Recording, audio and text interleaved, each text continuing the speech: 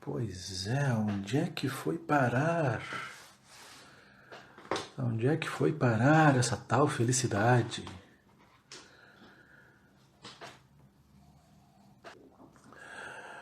Se me permitem, vou tomar um chá enquanto isso.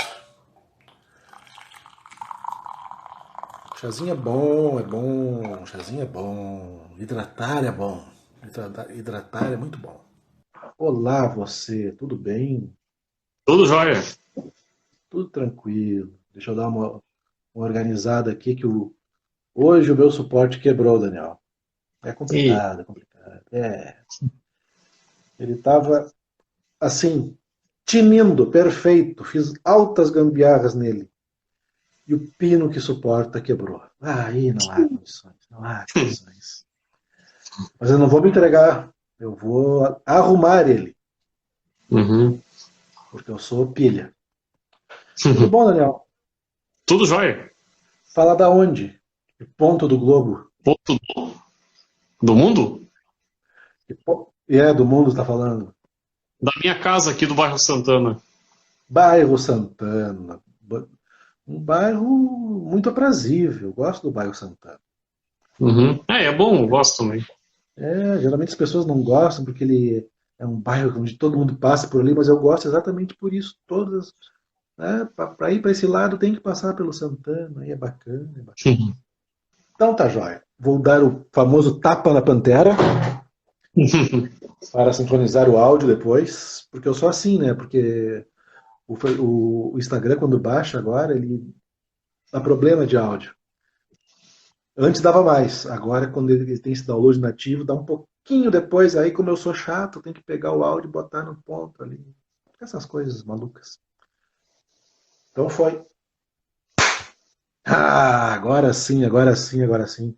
Estamos aqui, mais uma live do Feirão das HQs, recebendo Daniel Soares. Daniel Soares, estava comentando com eles antes de tu entrar, Daniel. Acho que a gente se conheceu faz menos de 2 anos. Foi naquele evento da Karen, ali na Casa de Cultura, Mário Quintana. E agora? Agora melhorou grande. Oh, beleza. Agora sim, agora sim. Pois eu estava comentando com eles antes de tu entrar, Daniel, que a gente se conheceu no evento da Karen, ali na Casa de Cultura Mário Quintana. Uhum, isso Tava com mesmo. Isso, tava com a mesa ali com os teus quadrinhos e tal. E eu vou em tudo que é evento, né, Daniel? Eu sou esse tipo de gente, assim, esse maluco procurando novidades de quadrinho independente, de ilustradores e tal. E Uhum. convidei para que ele participasse do Feirão das HQs. Ele participou na edição de número 38. Está aqui na minha planilha. Eu Uhum. sou um cara planilístico e planilhesco. Sou a favor da planilha. A planilha Claro, ótimo. é maravilhosa, cara. E eu sou um cara de história, para ter uma base. Imagina se eu fosse de exatas aí. Né? Eu fico muito feliz que tu participou daquela edição e agradeço a tua presença. Muito obrigado. Não, eu que agradeço a oportunidade. Eu te digo de nada, mas eu que agradeço a grande oportunidade de poder expor meu trabalho. Me sinto muito honrado. Porque eu já comentei nas outras lives, Daniel, que a novidade, para mim, tá vindo do quadrinho independente. Não Hum, adianta.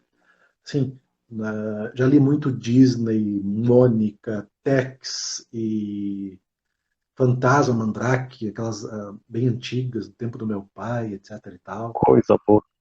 Marvel, DC, leio até hoje, mas virou meio que malhação, mais do mesmo, não progride, né? Sempre tem reboots e começa de novo. E o quadrinho independente é isso aí, cara. É a novidade para mim, é onde a minha prateleira mais cresce aqui. É no quadrinho Que bom. independente. Devo ter aqui quase 2 metros lineares. Que na realidade não são Olha só. lineares, né?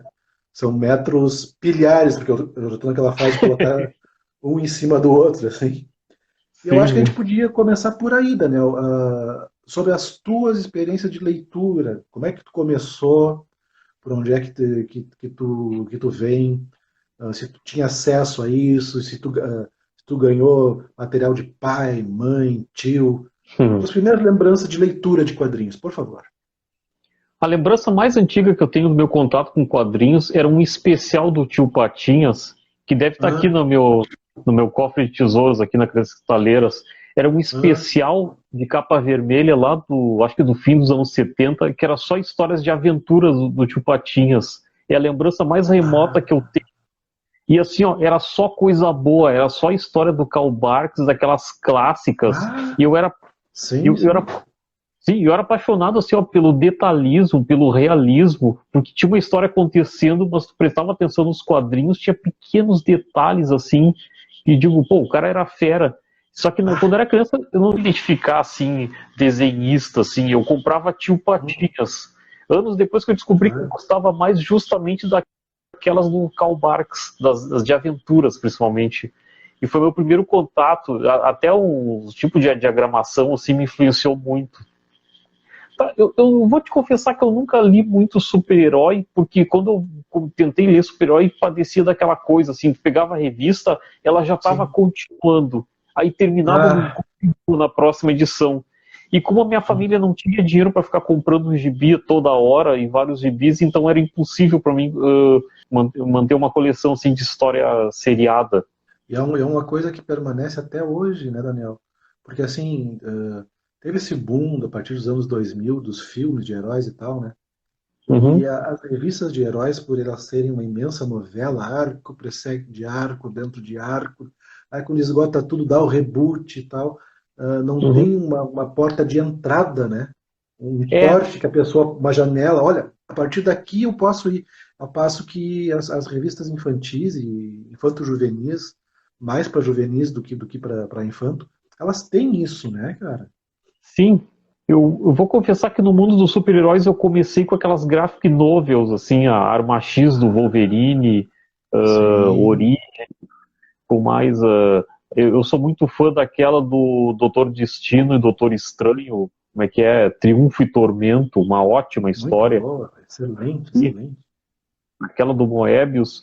E assim, ó, nos anos 90 eu descobri o mangá, assim, eu dava desenho animado na TV. Ah, Aí eu conheci o pessoal lá, o HDR, que na época era o Visuarte. Ali eu, sim.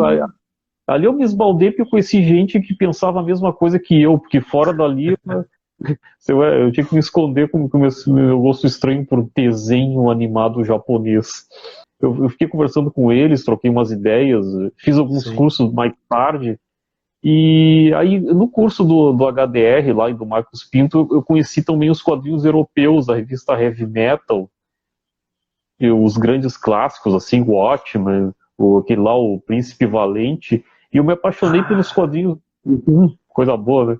Eu me apaixonei pelos quadrinhos do europeus, assim, o Moebius, e um que uhum, não era muito conhecido, que é o Enki Bilal, que em português tem um nome engraçado, é um uhum. jugoslavo que fica na França, e é um estilo, assim, o que eu queria imitar, assim, ele Olha, bota uma, porque ele bota umas achuras que nem o Moebius, mas ele pinta nos tons de pastel, assim, que deixa tudo com umas cores meio de ferrugem, desgastada.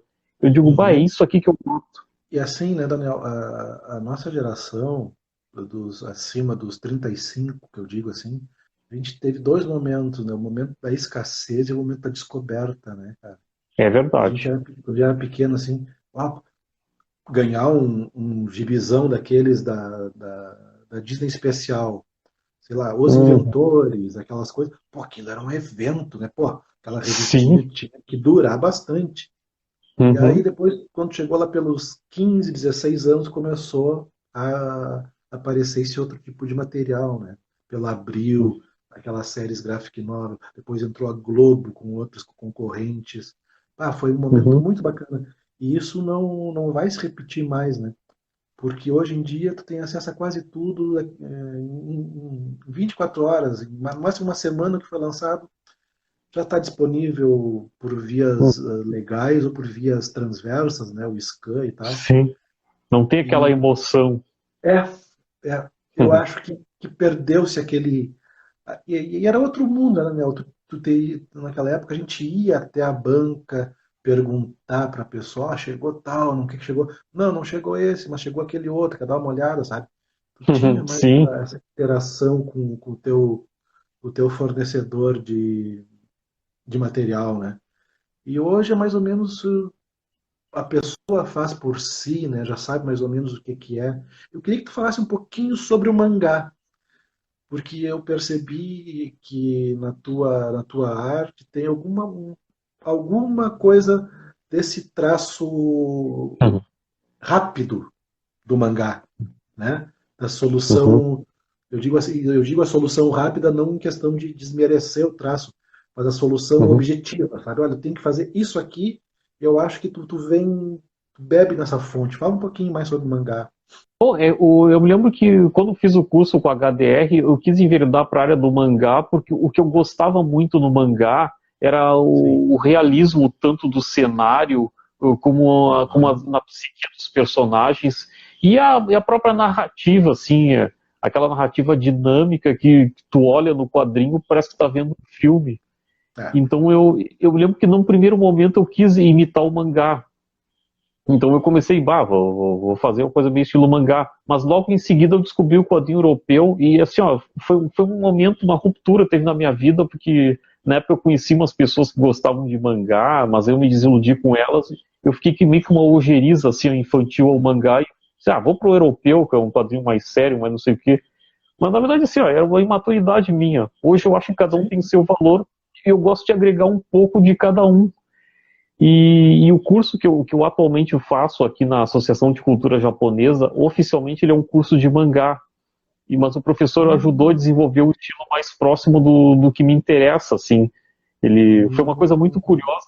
Ele me trouxe uma folha com vários desenhos da Alice no País das Maravilhas, desenhada em vários estilos, cartoon, olha, realista, hiperrealista. sim. E ele me disse assim, ó, escolhe qual o mais próximo do que tu quer desenvolver. Aí eu escolhi ali um meio realistinha, meio estilizado. Então tá, vamos trabalhar esse estilo. E o professor, Ah, seguidamente, ele me dá umas dicas e pitacos na minha história, assim, ó, mas será que essa cena não ficaria mais interessante se tu fizesse assim? E como ele é um uhum. professor de mangá, então o trabalho é muito influenciado por essa orientação, que eu acho que realmente fica melhor pro tipo de história que eu estou contando. Casualmente, a minha história é baseada num jogo japonês chamado Final Fantasy VI, que eu era muito fã. E a ideia original era fazer uma fanfic que fosse um prequel, uma história que se passasse antes daquele jogo. Uhum. Mas depois, mais tarde, eu fiquei sabendo assim, que os donos da marca são muito chatos, até para ser esquema de É, fanfic, ao contrário do Jorge Lucas, que ele não se importa e apoia. E até que aí um amigo meu sugeriu, faz o seguinte, ó, muda os nomes, muda a história, muda e cria uma história só tua. Aí eu gostei dessa ideia e aí nasceu o meu universo que eu estou criando. tu mencionou brevemente agora a questão do teu aprendizado, né? Passou pelo Uhum, HDR, pelo tempo do VisuArt, que estava uhum. conversando com ele esses dias também, que ele dava as aulas, acho que no Museu Hipólito José da Costa, ali no Isso centro, mesmo. e eu pesquisava no Hipólito, eu era estagiário do Patrimônio Histórico aqui em Porto Alegre, e algumas vezes eu cruzava com o pessoal dos cursos com aqueles canudos, aquelas pastas imensas naquele elevadorzinho de um por um, né? Então, então entrava três caras ali, mais eu, e eu ia pro acervo de jornais ali, pesquisar Correio do Povo, aquelas outras coisas, e o pessoal seguia, né, com as suas artes. Uhum. Então, isso era muito bacana, assim, porque naquela época, até pela falta de contato, né, assim, eu achava que em Porto Alegre teriam mais, sei lá, 15 pessoas que consumiam quadrinhos, no máximo. Uhum. Porque a gente não se conhecia, né, cara? Existia, mas Exato. tava tudo disperso nos bairros. Sabia da existência do outro. É, um curso aqui, outro ali. Cara, eu estudei com o Denilson do Quadrante Sul ali, né? Ah, conheço. Do Do evento Tiesini. ali, do Tiesini, do evento ali, o Gibifest e tal. Cara, eu estudei Uhum. história com ele, uns 2 anos de manhã, e a gente não falou nunca sobre quadrinhos. Olha só. Sempre sobre música, sabe? E ele era um cara mais do heavy metal, do hard rock, do Purple, Uhum. essas coisas assim, The Who, Pink Floyd. E eu era um cara mais do pop rock, né, dos anos 80, U2, Smiths, Mission, essas coisas. E a gente ficava conversando sobre isso. Mas também, assim, o ambiente para se falar de quadrinhos no curso de história naquela época era muito hostil, né? Era aquela coisa, Sim. tá, porque o imperialismo americano dominando a cultura, parará, então, né, melhor nem aquele negócio assim, para ler o Pato Donald era a Bíblia da Uhum, crítica aos quadrinhos americanos. Mas, uhum. mas eu quero saber assim, sobre a tua trajetória de desenhista, né? Começou quando? Teve apoio? Os cursos foi ao longo da vida? Ou já foi mais depois da adolescência? Conta um pouquinho isso que eu tenho perguntado para todas as pessoas. Bom, a história é muito longa e demorou para engrenar. Eu vou dizer que eu comecei a desenhar porque eu não sabia desenhar. Olha, Quando Quando eu estava no pré-primário, eu passei a maior vergonha da minha vida, que a professora ah, contou uma história e eu não sabia desenhar, eu só sabia fazer um monte de riscalhada sem sentido. E a professora sim. contou uma história de peixinho e pediu que eu desenhasse um peixinho. Eu acho que eu tremi, porque eu disse, eu não sei desenhar. E a professora começou a distribuir aquelas folhas, começou a me dar aquele terror. Eu peguei a folha, risquei, risquei. E a professora, o que que é isso? Eu não sei desenhar. Aí eu Ah, cheguei que loucura. em casa, mãe, pelo amor de Deus, me ensina a desenhar um peixinho, porque eu não quero mais. Ela ensinou que era só fazer um oito, assim, cortado numa das partes, que era a cauda Ah, do peixinho. E eu acho que a partir daí eu comecei a gostar, comecei a desenhar peixinho sem parar, depois comecei a desenhar umas casinhas. E eu lembro, assim, de fazer aqueles desenhos de criança, desenhar umas casinhas, assim, mas eu tentava hum, fazer uma perspectiva para não ficar aquela coisa meio, aquela tosca que a gente fazia quando criança. E depois eu fui desenhando esporadicamente, assim, eu gostava, eu sonhava, eu tentava copiar personagens de quadrinhos que eu dizia, puxa, será que um dia eu vou desenhar assim? Porque eu fazia aquelas coisas tudo torto, assim, aí tu via um tio Patinho, um super-homem, pô, tudo perfeito, maravilhoso. E eu lembro quando tinha uns 10 anos, eu mal e porcamente desenhei uns Pato Donald, uns Huguinho, assim, mas tudo torto, assim. Mas o pessoal da minha idade achava uma maravilha, dizia, pô, tu já pode fazer quadrinhos. Eu dizia, haha, olha. quem dera. Eu só sei desenhar as criaturas, cenário nem pensado. Aí passou anos assim, na época do Jasper e Changeman, eu e um colega fizemos uma pequena sátira deles, umas piadas bem bobinhas. Aí quando eu cheguei lá para uns 15 anos é que eu acho que meu desenho começou a ficar um pouco melhor, assim. Eu vi que começou a deixar de ser uma garatuja.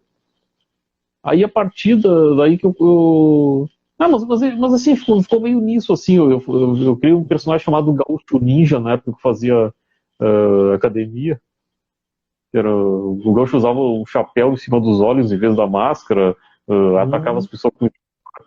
Mas era mais uma bobageira mesmo, não tinha muito sentido aquilo. Mas aí ficou nisso, aí lá pro fim dos anos 90 que comecei a investir nos cursos, eu conheci o hum. pessoal do Visuarte lá no tempo do Quadrimania em 96. Sim, foi o Aí, primeiro aí, evento. exato, aí que eu descobri que podia falar em anime à vontade, eu não ia escutar ali, ai, a minha irmã de 5 anos vê isso, que é o que eu mais escutava naquela época. É tipo assim, ó, É, tu tinha um status de fugitivo, assim, sabe, de viver escondido por gostar disso. é. Era feio comprar isso e consumir isso. Exatamente. Inclusive, eu lembro uma vez que, aliás, uma coisa muito legal que o HDR, o Marcos Pinto e o pessoal fazia era assim, ó, nos intervalos dos cursos, ao sábado, eles faziam um auditóriozinho e passavam uns animes ali que eram desconhecidos no Brasil. E isso criava uma interação entre Hum, as pessoas, muita gente se conheceu ali, e isso era muito legal. E eu lembro uma coisa curiosa, assim, que eu tinha o quê, uns entre 15 e 20 anos, eu ficava louco de vergonha de admitir que gostava de desenho, e vi uns caras assim, com umas caras de 30 anos, assim, ó, ah, para, final da Sailor Moon não é o que eu esperava bem mais aquilo. os caras decorando o cânone da Sailor Moon.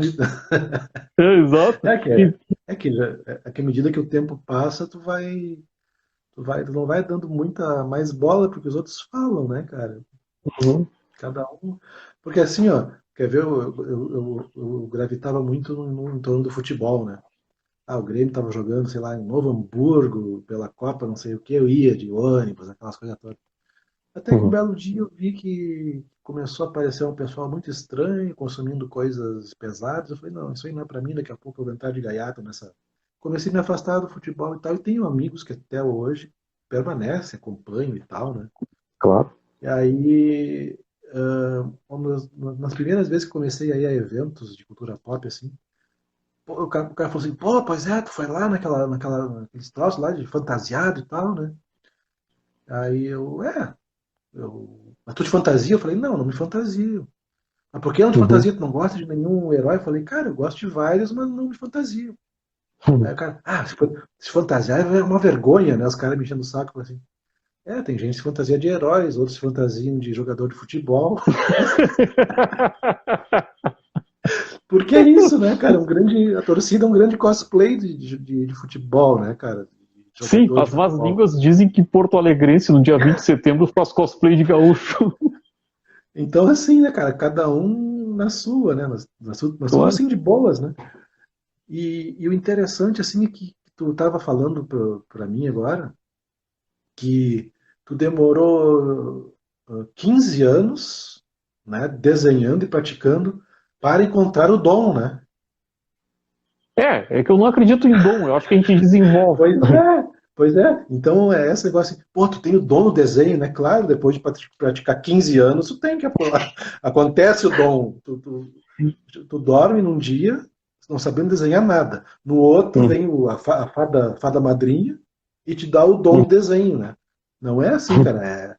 É trabalho, é dedicação, é muito mais erro que acerto, né, Daniel? Com certeza. Eu digo para quem quer estar aprendendo a desenhar e olha meu desenho e diz, bah, será que um dia eu vou chegar? Eu digo, olha, cara, a dica é assim, ó. Não, como disse um professor de arquitetura que eu tive uma vez, não tenha medo do lápis. O primeiro desenho que fizer vai sair uma porcaria, mas o segundo vai ser uma porcaria menos um. E Isso assim aí. vai indo até que fica ótimo, até que fica ótimo. Até hoje meus desenhos começam com uma garatuja, ele começa com uma riscalhada e eu vou esculpindo, tipo, eu vou deixar ele menos feio, deixando ele menos feio até ele ficar bonito. E aquele negócio, né, Daniel? Tu tem que ver, analisar o desenho do artista, seja como ilustração, como história em quadrinhos ou até animação, para ver se o desenho ele consegue, se ele está casado com a história, com aquilo que tu quer narrar para a pessoa, né? Uhum, sim. Porque geralmente as HQs boas ou as HQs clássicas, como tu mencionou lá no começo da nossa conversa, o Karl Marx, eles têm essa junção quase perfeita entre a história, o roteiro e a representação gráfica daquele roteiro através de personagens, enquadramentos, fundos, cores, tudo aquilo que compõe uma HQ. Eu vejo assim, muitos artistas jovens com essa mesma angústia que tu falou, né? E assim, cara, tem que ficar um desenho que seja satisfeito e que tu esteja satisfeito com ele. Tu tem que gostar dele e não desistir dele. É, é isso aí. Às vezes o desenho é meio que um, que um animal abandonado, né, cara? Ele começa feio e diz, não, só um pouquinho, eu vou pegar esse bichinho aqui, vou tratar bem dele, vou alimentar, vou cuidar, vou dar amor, carinho, afeto. Cara, e ele fica o bicho mais legal do mundo pra ti. E o desenho é a mesma coisa. Exatamente. Exatamente. Eu digo assim, ó, não existe desenho feio, o que existe é um desenho que ainda não acabou. Às vezes eu tô criando um desenho, eu tô criando um desenho, às vezes, bah, mas eu não consigo, eu deixo. O outro dia eu olho, ah, tá aqui o erro, era isso, aquilo, aí dou uma bela arrumada, fica bem melhor. Isso é uma coisa muito importante, assim, que tu acabou de falar. De qualquer produção artística, científica, literária, o que seja, tu respeitar os teus limites, né? Quando tu vê que, Exatamente.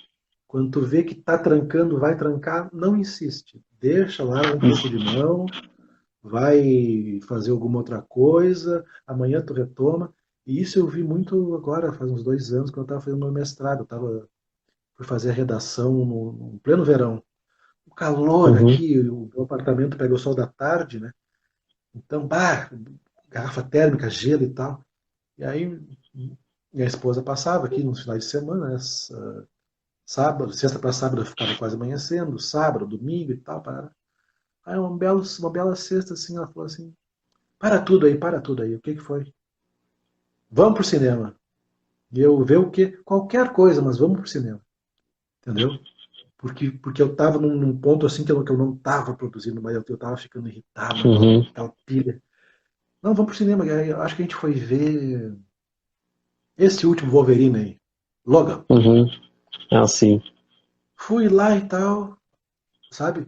Deu uma higiene mental, saí daquele ambiente, daquela pressão.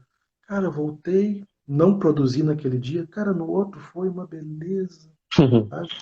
Então esse movimento de deixar, largar um pouco de mão, né? É importante.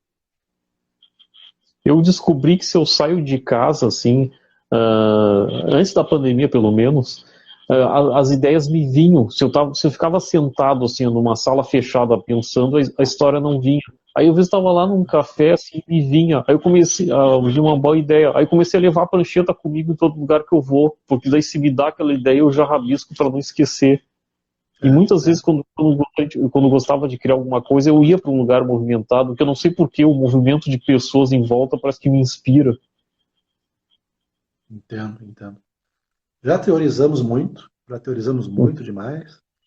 Vamos Uhum. agora, quero que tu mostre essa tua HQ, Valtéria, Isso, por favor. não sei se vai aparecer aí. Esse aqui é o primeiro capítulo. Sim, O fanzine começou como como é que eu dizer, 16 páginas, de forma meio artesanal, assim, com a ajudinha do computador. sim. E só que eu pretendo agora, quando passar a pandemia, lançar um especial encadernado com capa colorida. Pois é, tava até anunciado, né, cara? Como é que ficou essa parada, hein? Pois é, Em que, para em que falar a pé verdade, tá? Diga. está aqui, ó.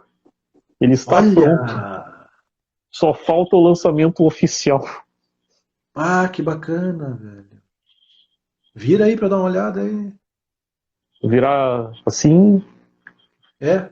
Olha, que bacana.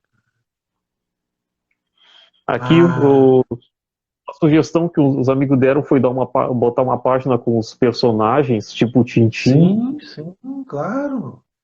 Muito e a bom. penúltima página, algumas das fanart que o pessoal me deu de presente. Isso é muito bacana. Isso é muito Isso é, bacana. isso é uma ideia que de um amigo meu que ele também fez um fanzine e as contracapas ele colocou fanarts. Como eu tinha várias, eu fiz essa montagem com todas elas organizadas da melhor forma possível. Sim, sim. Muito bom, muito bom. E me explica uma coisa, esse que tu acabou de mostrar aí com o encadernado e tal, ele é a junção dos anteriores, ele é uma história que se passa Sim. depois daquelas, como é que funcionou isso aí? Por enquanto, ele é a mesma história dos anteriores, só que com algumas Ah, mais e com alguns ajustes que eu fiz, porque eu achei que ficaria melhor a história. sim, sim. Aquela velha história E assim, ó, de novo a mesma coisa, assim, um pouco melhorada, mas vou botar umas ceninhas a mais para o pessoal querer comprar. tu deu uma de Jorge Lucas, né? Tu falou no cara aí, mas fez Exatamente, igual. Eu tô te cuidando aí, exatamente. cara. Vou Mas colocar uns bichos melhores aqui, colocar uma espadinha melhor, olha aí. uhum. Mas então, conte um pouco do plot geral dessa tua HQ, por favor. A história se passa num mundo fictício de fantasia, meio estilo Final Fantasy, dessa série de jogos de RPG que eu sou muito fã. E eu queria colocar minha personagem naquele ambiente que eu acho muito legal, dá muitas histórias assim curiosas. E a personagem é inspirada numa menina que eu conheci na vida real quando eu dei aula de matemática no tempo do cursinho. Olha, Assim, ó, ela era eu me surpreendi assim, porque ela era uma pessoa muito inteligente, assim, falava que nem uma pessoa adulta, assim, entendia um monte de coisa. e no final escreveu uma mensagem no meu caderno, assim, dizendo que eu era um cara muito legal, que eu era nota 10.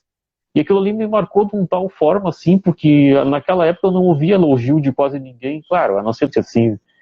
E eu disse, poxa, aquilo ali foi muito importante, assim, pro processo que eu estava, assim, eu nunca mais esqueci. Aí anos depois eu estava lembrando disso e eu disse, tá aí, eu vou transformar ela numa personagem. Antes dessa, Antes dessa história, eu tinha uma. Quando eu fiz o curso com a HDR, eu tinha uma história uma ideia de uma HQ de ficção científica, meio tentando imitar lá os Moebius e coisas lá. Mas a história não saía do lugar, eu toda hora refazia o roteiro. Aí quando comecei esse curso aqui de mangá, eu pensei em retomar essa história, mas aí no meio me veio essa ideia de fazer essa história estilo Final Fantasy e colocar essa menina como personagem. Aí eu comecei a desenvolver. Aí eu vi que o processo de produção estava mais rápido do que retomar aquela de ficção científica.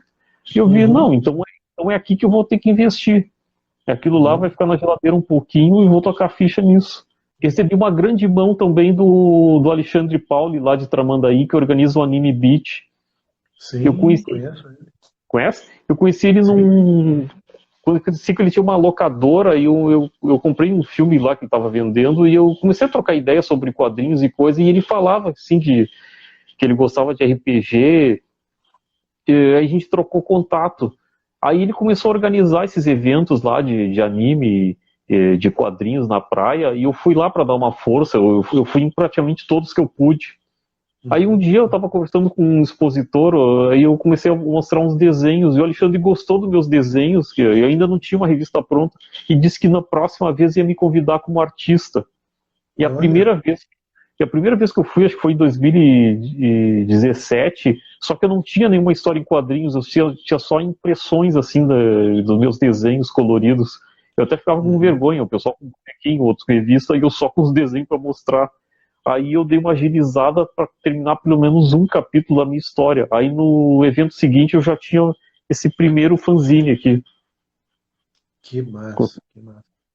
Não, o Alexandre é uma pessoa muito bacana. Conheci ele aqui em Alvorada, no Gibi Fest do Denilson e do Paulo ali. Nossa.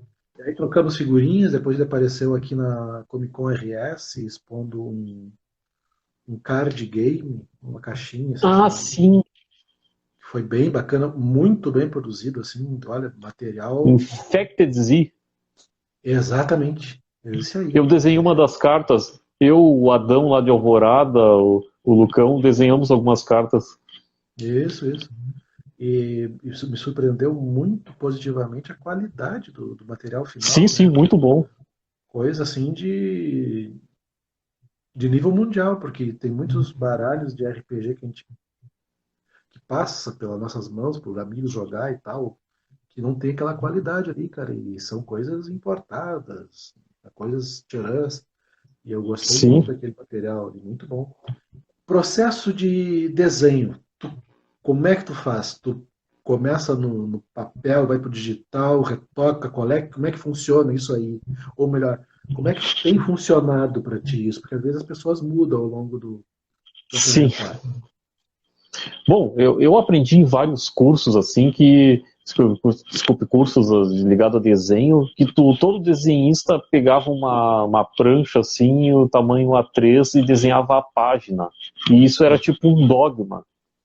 Só que quando terminei o curso com a HDR, um dos nossos colegas, ele disse que não conseguia carregar a prancha, então ele fazia nas folhas os quadrinhos e depois ele escaneava e colava, ou recortava e colava. E eu, naquela história espacial, comecei a fazer assim. Aí, só que daí quando eu consegui comprar um scanner há poucos anos atrás, aí eu comecei a fazer assim, cada cena que eu imagino para a história, eu desenho numa folha ofício, uma folha 4, depois eu escaneio e redimensiono e coloco no quadrinho. E aí a diagramação da página eu deixo por último. E para mim é como melhor funciona.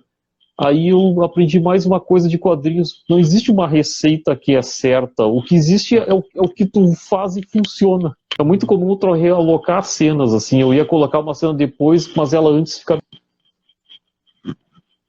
e até mesmo para tu dar mais ênfase ou menos ênfase na narrativa na própria página, né? Pode, Exatamente. colo pode colocar ela, essa tua imagem um pouco maior, dando destaque ou não. Já se ela é uma imagem de transição, tu coloca ela menor. Então tu tem vários, tu produz no papel, digamos assim, pelo método tradicional, e faz a Uhum. editoração da página eletrônica. Exatamente. É isso aí. Ah, muito interessante, muito interessante. Porque assim, o que eu vejo, e tem algumas pessoas que geralmente aprendem no papel, né? Uhum. As proporções, riscando e errando aquela coisa toda. Mas assim, muitos artistas, quando estão fazendo essa transição para o digital, investem em material e tal. Tem que ter um investimento, nem que seja uma aquelas Wacom pequenininha, tem que comprar aquilo e tal. Mas algumas vezes eles, por estar no digital e ter o recurso de expansão da imagem, eles gastam muita pólvora em pouco chimango. Por exemplo, investe muito tempo em cenário. E quando Uhum. tu for colocar na proporção da página ser impressa, aquilo se perde, né? E Sim. ao passo que se tu faz já no papel, na proporção que tu imagina que vai ficar no final, o teu, a tua perda de tempo é menor. E isso é muito Uhum. interessante que está fazendo. Eu nunca tinha visto ninguém que faz dessa maneira, assim, cara. Ou o cara já vai direto pro digital, já começa em digital e azar, ou ele Uhum. faz toda a página de fio a pavio em A3, lança para o digital e depois começa a tratar e colocar achuras ou até mesmo a arte final nesse processo eletrônico. Uhum. Muito bacana mesmo. Não, eu vou confessar que assim, ó, fazer o desenho totalmente digital eu não consigo, talvez porque eu me acostumei a pegar no lápis, eu me sinto mais liberdade. Aí eu prefiro esse meio termo. Ele começa no lápis, assim, passo a tinta, aí no computador eu ajusto e recorto para colocar na página. Para mim é, é melhor. É aquele negócio que eu estava comentando com outra artista numa live do feirão passada. Não é a ferramenta que faz o desenho, né? É aquilo que está na tua cabeça, né? Sim, certamente. A ferramenta pode ser um carvão, um, um lápis, uma caneta, Bic ou até uma mesa digital. Ele é, ele é o instrumento para a concretização daquela tua ideia. Mas Exatamente. isso é muito comum, assim, porque a minha esposa é fotógrafa, né? Então, o que perguntam para ela geralmente? Qual a máquina que eu compro? Né? Escutei E muito isso. eu me lembro lá no começo, quando ela começou a fotografar, ela se perguntava também, qual é a máquina que eu vou comprar, né? E ela foi uma das últimas que teve a melhor máquina analógica, daquelas de filme. Comprou aquela Sim, máquina que fazia miséria, mas era de filme ainda, né? sim. E aprendeu muito naquilo, na fotografia analógica. Só que hoje tem máquinas, e assim, estou pegando a fotografia como exemplo, mas na computação é a mesma coisa, no desenho é a mesma coisa, tem mesas Wacom gigantescas com recursos mil, mas será que não está comprando uma coisa além daquilo que tu precisa, sabe? É possível. Essa sintonia, e como é que tu percebe isso pela tua experiência? É que assim, ó, minha família nunca foi rica, eu sempre fui assim, ó, e fazendo upgrade aos poucos conforme as condições financeiras. Se tu falasse, por Uhum. exemplo, agora das máquinas fotográficas, eu lembro que eu queria, meu sonho de infância era ter aquelas máquinas fotográficas que tu regula o foco, tudo direitinho, porque eu Sim, só vi aquelas Kodak com o filme 110. Aí no início dos anos 90 vieram aquelas câmeras russas, a Zenit, e eu, sim, pô, sim. cabia no meu orçamento, regulava foco, tinha regular de velocidade, pá, tá aí, tô comprando. Tá, só que daí eu ia falar com o pessoal da fotografia, ah não, essa câmera é um lixo. câmera boa é Nikon. Só que as Nikon custavam o preço de um carro naquela época. E eu via muita gente, assim, Sim. principalmente na academia que eu ia, tinha Nikon. Mas tirava umas fotos, assim, que qualquer câmera podia tirar. Umas fotos babaca. Eu queria para tirar foto de zoom, de macro. Aí anos depois, assim, eu digo, quer saber? A Zenith só tem os problemas de manutenção, mas ela tira fotos, que é uma beleza, tudo. E hoje eu conheci uma senhora quase se aposentando, que trabalha com fotografia no IGP, que ela disse assim, exatamente isso que falou, assim, o que interessa é quem está atrás da câmera, não a câmera. Se um bom fotógrafo, até com uma Love, tira uma foto excelente. Se tu for para pensar, Daniel, os grandes textos da humanidade foram escritos apenas com a luz de velas. Exatamente. Claro, a gente não deve desprezar a tecnologia, porque ela, como o teu exemplo mostrou, ela pode te poupar muito tempo na tua produção, né? Claro. Mas assim, ficar escravo do lançamento tecnológico é muito complicado. Então, assim, voltando para a fotografia, hoje tem corpos de câmera de 9, 10, 15 mil reais. Né? Uhum. E tem backups dos backups que já sobem para a internet, já fazem como se diz, um recorte, uma pré-edição, tudo maravilhoso. Mas aí, né, cara, equilíbrio, né? Tu precisa de fato disso para fazer um bom trabalho fotográfico, para escrever um bom texto, tem que ter o melhor computador do mundo para tu fazer a tua HQ. É necessário que tu tenha as coisas top, né? E eu acho isso muito questionável. Mas Sim. é uma postura nossa, que tem gente que vai pensar o contrário e cada um faz o que quer com o seu dinheiro, né? Sim. Uma vez eu vi um desenho animado do Flash Gordon que o cara falou uma frase que eu nunca esqueci. Eles estão fugindo lá e o cara improvisa uma jangada para fugirem do Imperador Ming. Aí o ET pergunta como é que o Flash Gordon resolveu aquilo. E ele disse: lá na Terra as pessoas dizem a necessidade é a mãe da criação. Às vezes, o próprio exemplo do Jorge Lucas, às vezes tu não tem um material, mas tu usando a criatividade, tu improvisa, tu faz coisas maravilhosas e é coisas muitas vezes inovadoras. O próprio Jorge Lucas disse que o primeiro Star Wars foi feito com sucata, coisa que pegou do lixo assim e ficou maravilhoso. Os caras criaram efeitos especiais novos. Então, às vezes, eu acho que o não ter o recurso obriga totalmente a trabalhar.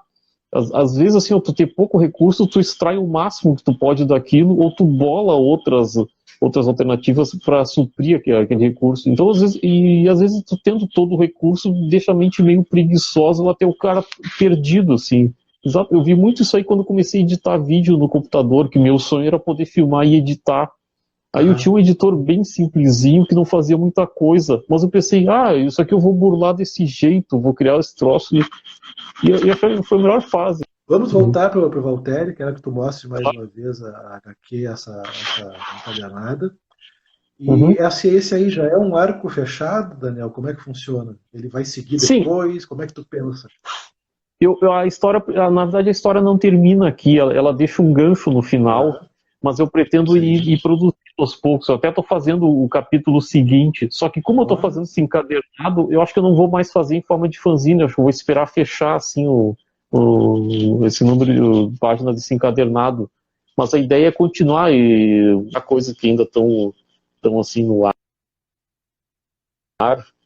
que eu já sei como é que a história vai terminar, e eu estou bolando aos poucos o recheio dessa história. ah, isso daria o quê? Mais quantos encadernados? Dois, três? Quanto é Eu, que tu pensa que eu imagino mais fecha? dois. A minha ideia é Bacana, fechar uns 3 encadernados. bacana, bacana. Olha, fico muito faceiro, cara, porque assim, eu percebo que tu pensou esse encadernado com material extra, com alguns outros mimos que não Uhum. tinham no material original. E isso já garante para quem vai comprar, a pessoa que vai comprar já percebe esse cuidado. Não, olha só, a capa colorida, interior PB, tem algumas artes extras, tem Uhum. os personagens apresentando e tal. E então eu gosto, acho muito bacana quando o autor ele pensa no quadrinho como um objeto colecionável, né? Uhum. Tem esse cuidado de colocar material extra, porque o quadrinho está disputando com todas as outras mídias do tempo das pessoas, né? Está disputando com o game, está disputando com o streaming, está disputando com séries, filmes, e ele tem também que colocar esse material extra para estimular a pessoa a comprar e permanecer mais tempo consumindo ele. Eu acho que Uhum. tu fez muito bem em colocar esse material extra aí. Parabéns. Obrigado. Estamos chegando já agora ao final da nossa live. Nesse momento eu gostaria então que tu colocasse os teus contatos, redes sociais. Por favor, o espaço é seu agora. Bom, eu tenho conta no Facebook e no Instagram. No Facebook é Daniel Soares, eu só tenho um. E no Instagram é Daniel Soares HQ. Tá? E tem o meu e-mail, que é o danielgeometron@gmail.com. A novidade, durante a Hum, pandemia, antes de eu lançar a minha revista, uma amiga minha chamada Iris Tanaka me avisou de um concurso que teve pelo Varanda Cultural de quadrinhos, e o prêmio era a impressão de alguns exemplares. Eu escrevi sim. o primeiro capítulo da minha história e eu acabei ganhando esse concurso. Ah, que bom. Aí nasceu isto aqui, ó, o primeiro capítulo, num formato maior, e as páginas coloridas. Olha aí, rapaz. Um pré-requisito do concurso é que a revista tivesse no máximo 12 páginas. Então eu compactei histórias de 16 nessas 12. Aí, como eu estava conseguindo Sim. terminar a versão colorida, eu consegui colorir a tempo, e aqui está o resultado. Ah, que bacana. Eu fiquei sabendo desse esse edital aí. Que bom, cara, que bom.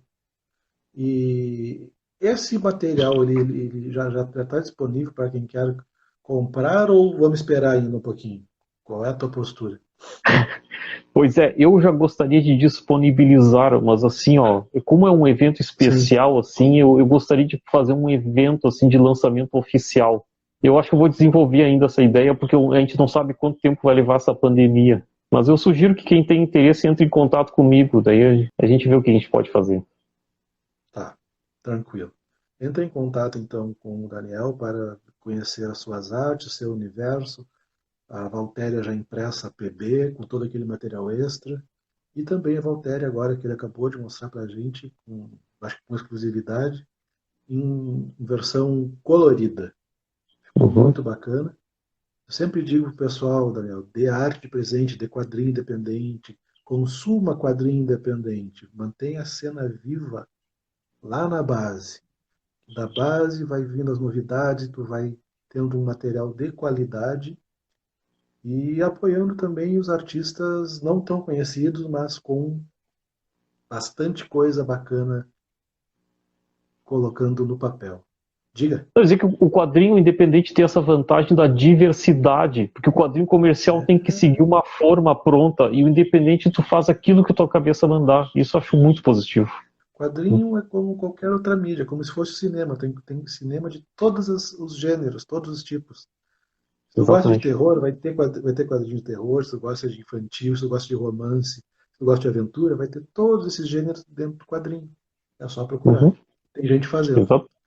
Uhum. Daniel, te agradeço muito a presença. Sempre que precisar dos canais do Feirão, é só entrar em contato. E nesse momento de pandemia, cuide-se, cuide das pessoas que vocês gostam. Não saia tanto de casa, só se for estritamente necessário, se proteja, fique bem. Valeu? Muito obrigado pela oportunidade. É uma grande honra estar participando do feirão. É isso aí. Até mais. Valeu, pessoal. Tchau.